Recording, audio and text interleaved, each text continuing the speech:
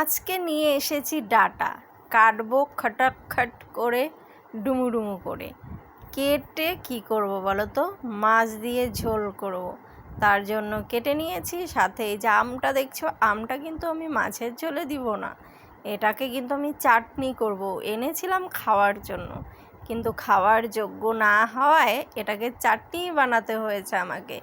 সাইডে যে দেখছো ডাটা, আলু আর ওই যে কিছু সবজি, ওটা কিন্তু মাছের ঝোলের জন্য না, ওটা স্যুপ করার জন্য। আর এইদিকে এই দেখো আমি মাছ ভেজে নিয়েছি, আর মাছের সঙ্গে কিন্তু ডিমটা ফ্রি ছিল। তার জন্য ফ্রির জিনিস কি ফেলা যায় বলো? ফ্রির জিনিস ভালো মতো করে ভেজে নিয়েছি, খেতে কিন্তু বেশ লাগে, তাই না? আর এদিকে দেখো ডিম ভেজে আলুগুলোও দিয়ে দিয়েছি। মনে হচ্ছে কত তেল দিয়ে দিয়েছি, কিন্তু একদমই তেল দেয়নি, যেহেতু ডিমগুলো ভেজেছি না, এর জন্য তেলগুলো মনে হয় ফুলে ফুলে উঠছে। দেখো আমার মাছের ঝোল কিন্তু হয়ে গেছে। দেখতে কেমন হয়েছে বলবে কিন্তু। আমার কিন্তু এভাবে মাছের ঝোল করতে বা খেতে খুবই ভালো লাগে। বেশি রিচও হয় না, আবার হালকা পাতলার মধ্যে ঝোল হয়, টেস্টিও লাগে মাছগুলো।